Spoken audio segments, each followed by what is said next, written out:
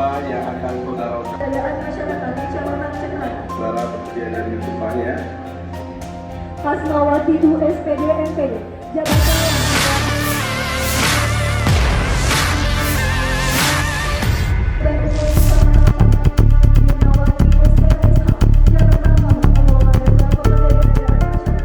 Bupati Maros Herdir Syam merotasi 129 pejabat di hari pertama aktif berkantor pada Senin 30 Maret 2026. Nampak puluhan pejabat yang dimutasi mengenakan jas hitam dan jilbab merah bagi perempuan. Satu persatu pejabat dipanggil dan berbaris di tengah lapangan. Selanjutnya dilakukan pengambilan sumpah jabatan oleh rohaniwan. Herdir Syam mengatakan pelantikan mencakup pejabat struktural dan fungsional. Ia menjelaskan saat ini hampir tidak ada lagi jabatan yang lowong atau kosong di lingkup pemerintah daerah. Kita melantik baik pejabat struktural dan fungsional.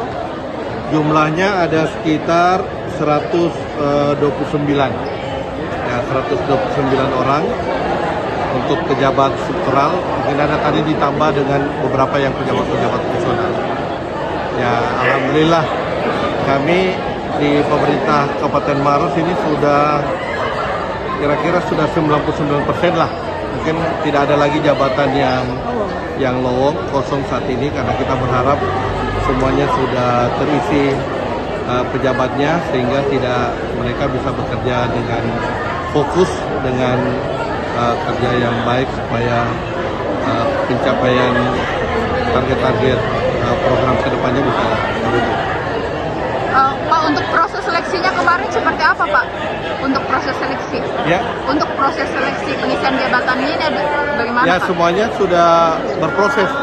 Sudah lama prosesnya, baik dinilai secara kepangkatan maupun dinilai kinerja oleh atasannya dan kita usulkan.